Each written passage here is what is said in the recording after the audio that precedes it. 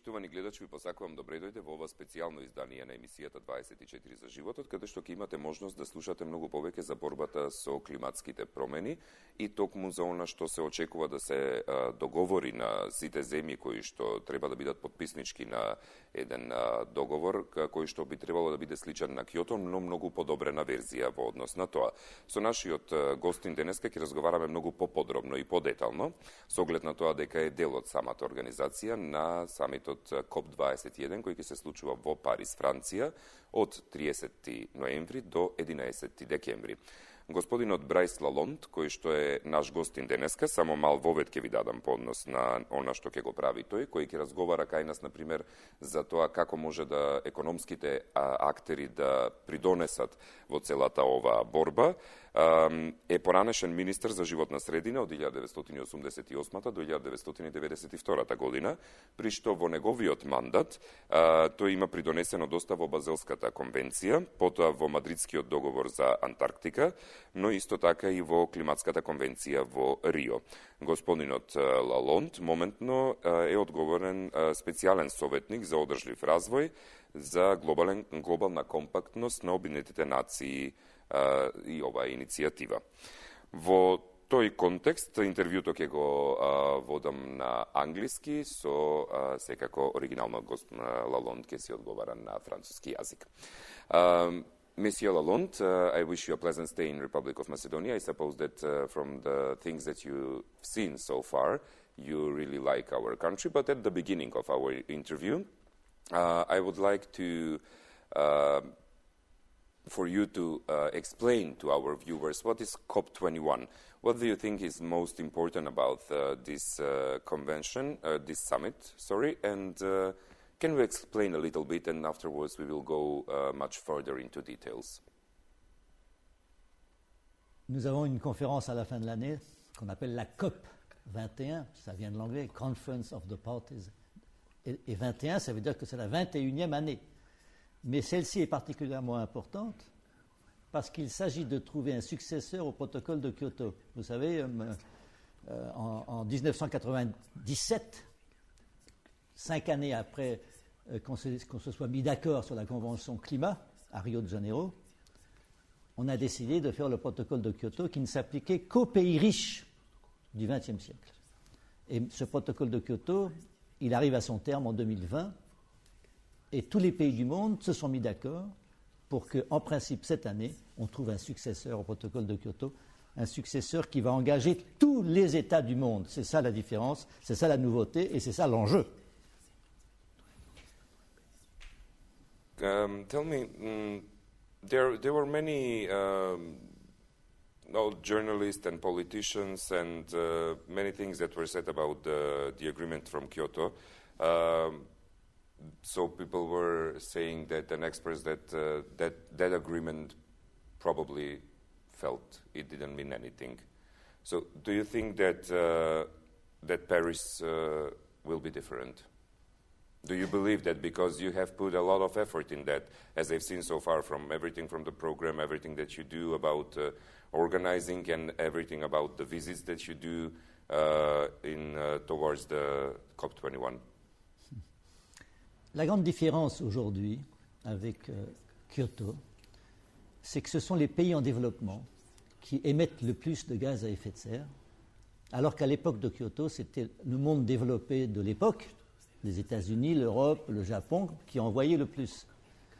Alors Kyoto, ce n'était pas beaucoup, puisqu'on demandait de réduire de 5% simplement, entre 2008 et 2012, leurs émissions. Mais au moins, c'est un apprentissage. Et par exemple, pour l'Union européenne, ça a été très important. L'Union européenne, elle a réduit ses émissions et elle a appris à le faire. Et je pense qu'elle a montré l'exemple au monde de comment on peut le faire. Alors évidemment, aujourd'hui, c'est très différent. Mais je voudrais dire que ce qui compte le plus, c'est d'enclencher le mécanisme. C'est de commencer quelque chose avec l'accord de tous les États et de se mettre d'accord tous les 5 ans pour réviser les engagements, parce que c'est un apprentissage. Parce que l'objectif final, c'est quoi? C'est de se passer des combustibles fossiles. C'est quand même pas une mince affaire. Do you think that every country will sign up the framework? the agreement? Alors, évidemment, c'est ça l'objectif, hein, c'est que chaque État signe, s'engage à quelque chose. Il y a deux sortes d'engagement, parce qu'il y a à la fois ce qu'on appelle l'atténuation, c'est-à-dire il faut réduire ses émissions, et donc chaque pays va changer son système énergétique, va économiser l'énergie, va faire attention. Et puis à l'autre partie, c'est l'adaptation, c'est-à-dire qu'il y a des pays qui n'envoient pas beaucoup de gaz à effet de serre, qui en souffrent, et eux, ils doivent s'adapter et ils vont demander que les pays riches, ou en tous les cas les pays développés, les aident.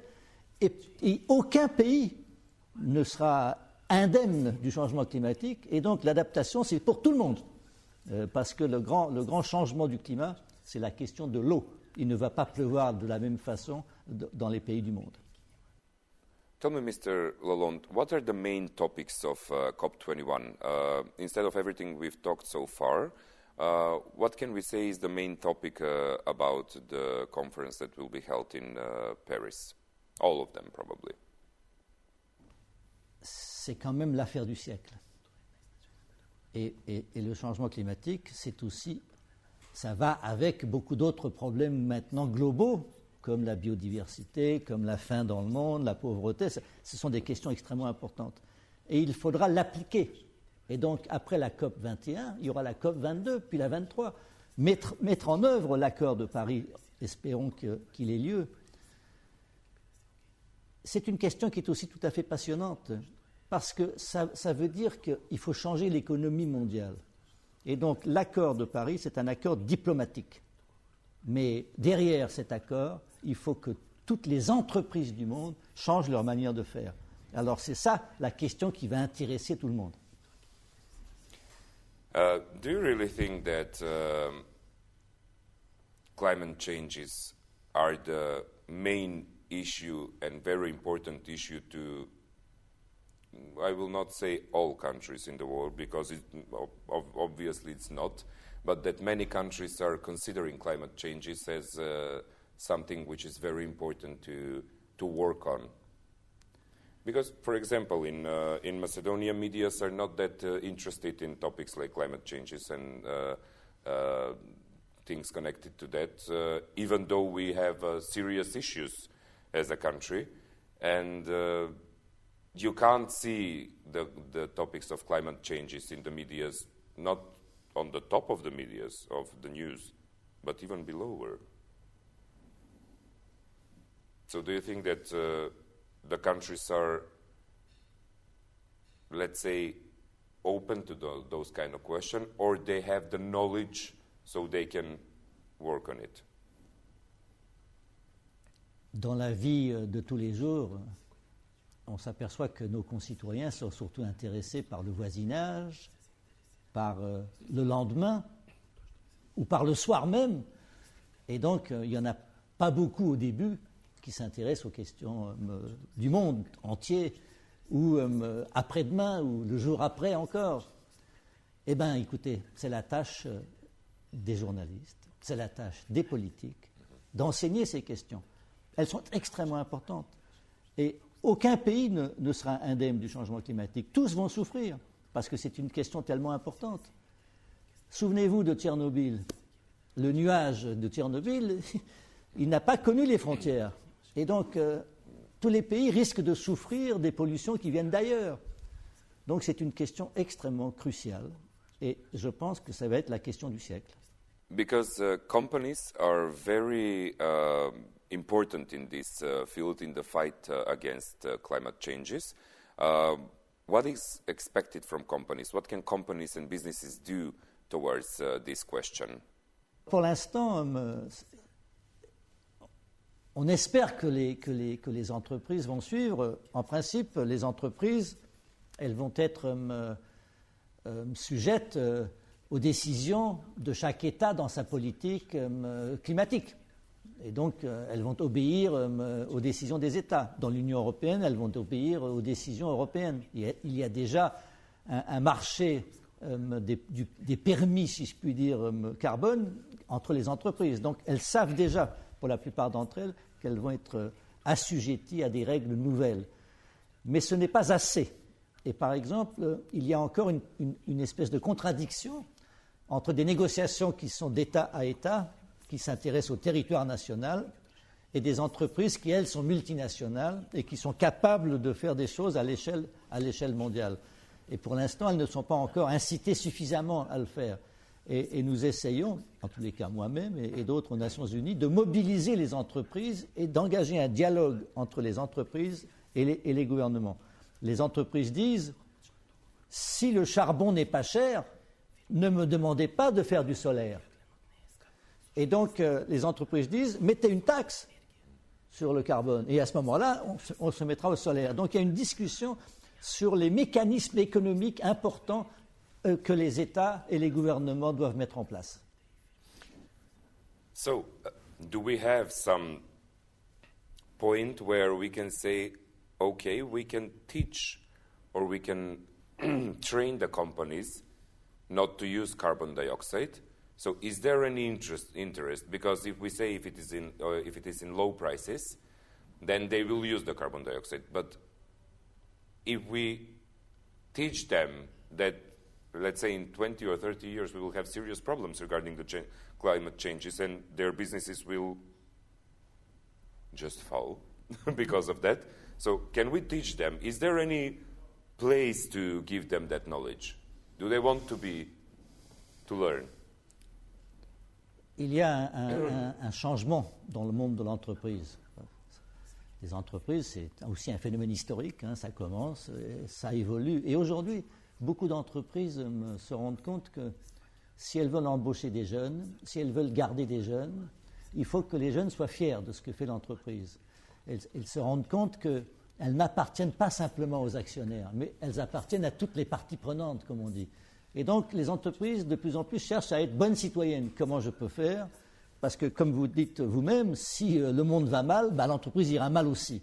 Et donc, il y a ce mouvement de responsabilité sociale des entreprises qui est très intéressant. Oh, ce n'est pas toutes les entreprises du monde, mais ça commence. Et notre tâche, c'est d'élargir cela.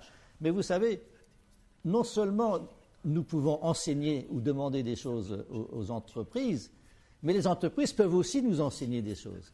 Et il y a pas mal de responsables politiques qui ne sont pas suffisamment au courant de l'économie, si je puis dire. Et peut-être que demain, oui, la nouvelle économie, c'est l'économie qui s'appuie sur la nature au lieu de la détruire. Et les entreprises gagnantes seront celles qui utiliseront le mieux, justement, la nature.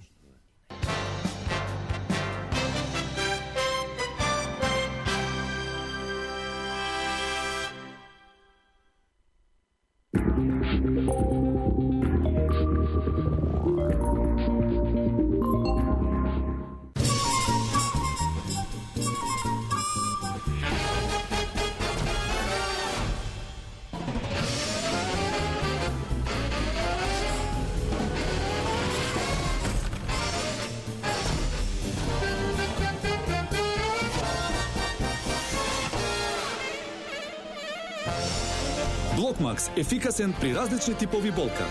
Од Алкалоид. Најмократа заштита сега има нова свежина. 8 нови билки со докажани својства. Жалфија со регенеративно дејство. Еукалиптус се справува со микробите. Лутонане за дополнителна свежина по чекањето на зъбите. Добро познатата Лакалут Актив формула доби 8 нови активни состојби, кои докажано го подобруваат решението за здрава насветка. Lakalut, die Experten.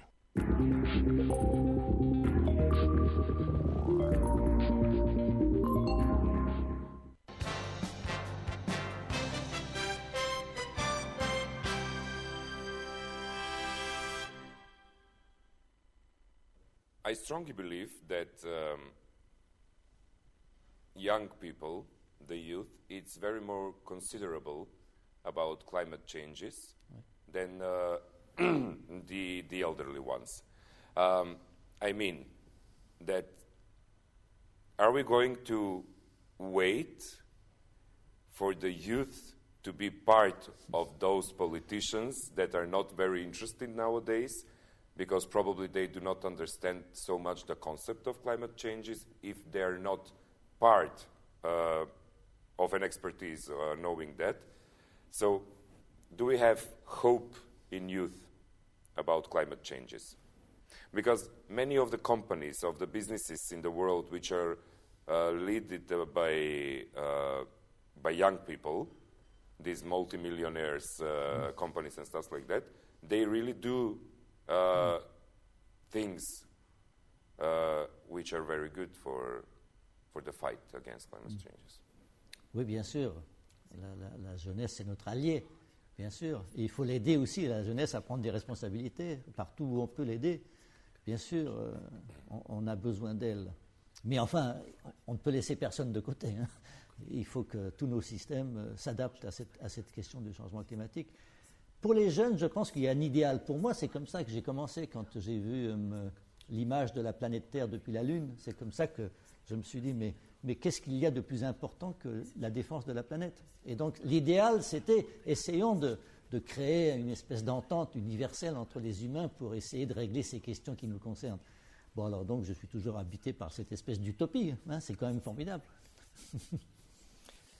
Do you believe that you will succeed gathering all the funds that you have written even on your website as an aim that should be reached? I think it was 78 billion euros, if I'm not wrong.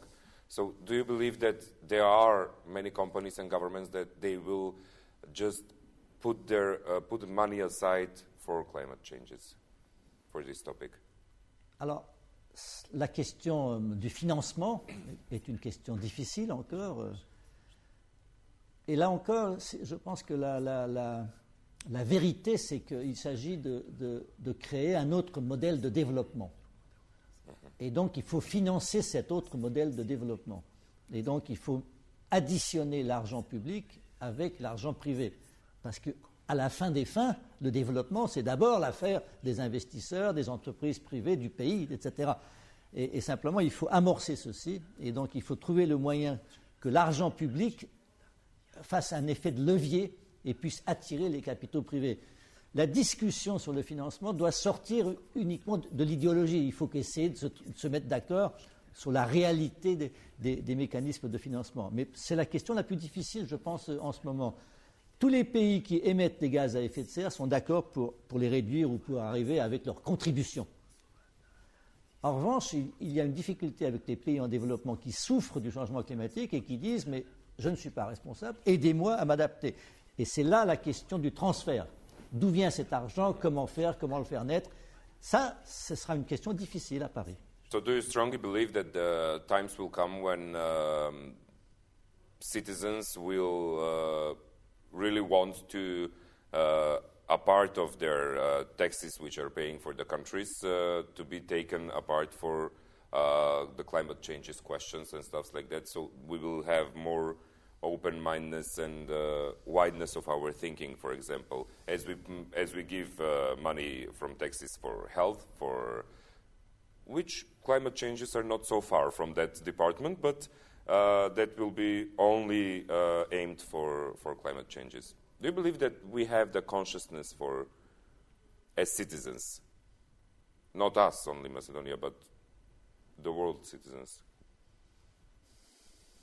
Do people in general have consciousness about climate changes? Do we know what we are doing to the planet Earth? Alors, est-ce que tout le monde a conscience du changement climatique? Non, je ne pense pas encore. Mais tout le monde en souffre d'une manière ou d'une autre, sans rapporter la souffrance à la question.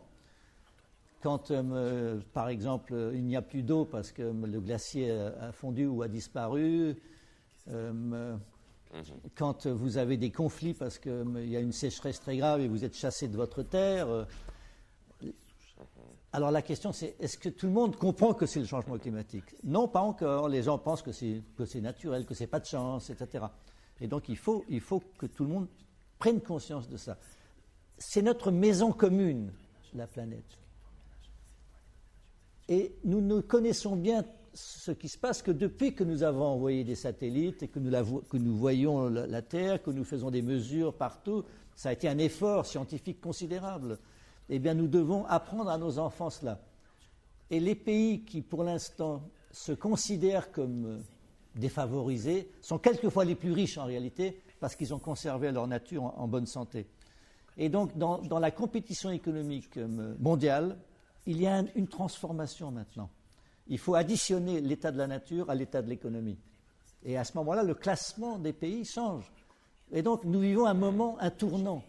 Et c'est vrai qu'il faut que chaque citoyen d'un pays devienne aussi un citoyen de sa planète. Ça, c'est difficile, mais à nous tous de le faire, dans l'éducation, dans notre travail quotidien.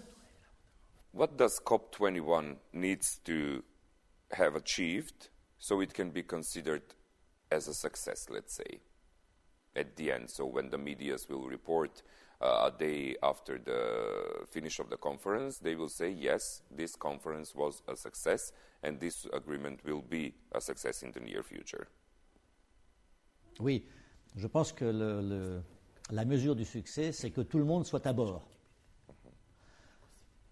Évidemment, on n'atteindra pas, sans doute, avec toutes les contributions, on n'atteindra pas l'objectif recherché, mais on aura lancé le mouvement. Et ensuite, il faudra travailler à l'approfondir. Je pense que beaucoup de pays sont inquiets parce qu'ils voient la lutte contre le changement climatique comme une contrainte et non pas comme une opportunité. Mais certains petits pays sont en avance sur les autres. Je prends l'exemple du Costa Rica. Le Costa Rica, peut-être, va être le premier pays zéro carbone. Donc, ce sont des pays qui prennent une avance considérable. Les îles, par exemple, les petites îles, elles sont inquiètes, à juste titre. Elles ont une influence beaucoup plus grande que leur taille. Et donc, ça modifie aussi la géopolitique, tout ceci. How can Macedonia help regarding the COP21, let's say at first? Because I know that every country gave its national contribution regarding exploration that they've done in the country. And it doesn't matter the ringing because the questions, it doesn't go in camera. So how can Macedonia help? How can we help? Well, la Macédoine, elle a déjà donné sa contribution, donc c'est formidable déjà, c'est tout à fait remarquable. Et je pense que la Macédoine aide d'abord parce qu'elle est consciente du problème, parce qu'elle va apprendre à ses citoyens la réalité de la question. La Macédoine a un avantage sur beaucoup de pays parce qu'elle a une très belle nature, et cette très belle nature, il faut la conserver parce qu'elle fait partie de la richesse nationale de la Macédoine, et elle peut inventer un mode de développement nouveau, intéressant, qui va inspirer les autres pays. Vous savez, on part tous de zéro presque, hein, et la Macédoine, elle ne part pas de zéro, elle a déjà quand même un patrimoine extrêmement important. Tous les pays vont jouer un rôle. Et ce n'est pas la question de la taille, parce que regardez, les problèmes, ils viennent surtout aussi des pays les plus riches. Les pays comme les États-Unis envoient une quantité considérable de gaz à effet de serre par habitant. Et donc, ça veut dire quoi ça? Ça veut dire qu'il ne faut pas vivre comme les Américains. Il faut que chacun invente sa manière de vivre qui est différente, qui vit plus sobrement avec la nature, en respectant l'histoire et en respectant la citoyenneté, les villes, les petites villes où on marche, où on n'est pas obligé de prendre des immenses voitures. C'est un mode de vie nouveau. Et donc la Macédoine est plutôt bien placée pour ça. Yes, if we leave the cities aside, yes, we have a lot of beautiful villages which are quite good in that fight against climate changes. There is one thing which was totally when I read about it, when we were talking with a colleague of yours in my TV show, that the fight against climate changes, on all those national contributions which the countries have made in their explorations that they've done about the countries, will open new jobs, for example, in the country. How? Why? Because I know that Macedonia has, in their national contribution specification, has made that 6,000 jobs will be opened in the fight against climate changes. But how? Let's explain to the viewers. Not only Macedonia, but I'm talking generally. Well, of course, one of the main questions of climate change. Ah merde. Okay. Sorry. Oui. OK. Bien sûr, l'une des questions prioritaires dans le changement climatique, c'est la question de l'énergie. Et la question de l'énergie, c'est à la fois de nouvelles sources d'énergie qui ne contribuent pas au phénomène, et à la fois la conservation de l'énergie, l'économie d'énergie, qu'on ne la gaspille pas. Et ça, par exemple, c'est toutes les maisons. C'est isoler le plafond, faire attention qu'il n'y ait pas des fuites partout de chaleur pendant l'hiver, etc. Donc ça, c'est beaucoup de travaux, beaucoup d'emplois. C'est le système des transports. Il faut avoir des voitures qui ne polluent pas, etc. C'est beaucoup de travaux. Voilà. Et donc, ce sont en effet des emplois. On commence à les voir un petit peu partout. Les énergies renouvelables, par exemple, ça crée énormément d'emplois dans beaucoup de pays, en Allemagne, par exemple. Donc, oui, il y a un gisement d'emplois. Je ne vais pas non plus vous dire que c'est la solution à tous les problèmes, hein, mais en effet, ce sont des emplois, des activités nouvelles. What is your personal opinion as a specialist on this matter about COP21? And this is quite the end of the interview. And your personal message to our viewers that you want to give towards the COP21, and not only COP21, but towards fights against climate changes? Ce que j'ai trouvé, moi, dans ceci, depuis que je me suis engagé, j'ai commencé comme cycliste. Hein. C'était la bicyclette. Je pensais qu'on ne faisait pas assez pour la bicyclette. J'ai commencé comme ça, très simple. Et puis j'ai découvert cet extraordinaire gisement de problèmes, d'intérêts, de solutions, de dévouement, de passion. Partout où je vais, je vois des gens qui travaillent, qui font des choses extraordinaires. Donc je pense que pour les jeunes, c'est le plus bel idéal que puisse se trouver, l'humanité et sa planète. Il n'y a rien de plus beau. Et chaque pays va contribuer à ça. Et pour chaque pays, c'est la façon de contribuer à la planète et à l'humanité qui va changer le classement des nations. Okay, so regarding that, if we simplify a little bit more as an advice to our viewers, let's say if a 6-year-old child asks you what is COP21 or what it can do towards the fight against climate changes, how will you explain it, all of this, to he or her?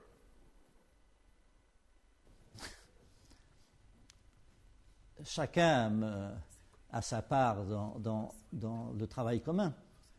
Par exemple, nous disons aux Français, par exemple, mangez localement et ne faites pas venir vos produits hors saison de je ne sais où. Eh bien ici, c'est formidable déjà. Donc continuez à vous nourrir de la manière dont vous vous nourrissez, avec vos produits, vos magnifiques produits du voisinage. Quand vous allez apprendre à conduire, conduisez doucement, n'appuyez pas trop sur l'accélérateur. Éteignez la lumière en sortant quand vous partez de chez vous, parce que ce sont des choses importantes. Et donc, chacun a sa part, et surtout, agir, pas gémir. Monsieur Lalonde, thank you very much for the interview, thank you very much for your time, and I really wish you a pleasant stay here in Republic of Macedonia, and hope to see you very soon. Почитувани гледачи, вам ви благодарам за вниманието со кое што не следевте. Се надевам дека можеби во делот од емисијата каде што слушавте во борбата против климатските промени, некои работи дали можеби ви станаа појасни или пак можеби повеќе ви го отворија умот за да сватиме дека секој од нас како граѓани на оваа планета Земја, не само на одредена држава, има своја улога во оваа борба и дека доколку секој од нас се обиде да помогне во таа борба, ќе направиме многу подобро за целото човештво, а и за себе си се разбира следствено. И се надевам дека токму COP21, самитот во Париз, Франција, ќе биде успешен, бидејќи на сите тоа и ние потребно и дека сите земји ќе бидат потписнички токму на договорот. Ви благодарам за вниманието и се гледаме во следното издание. Пријатно.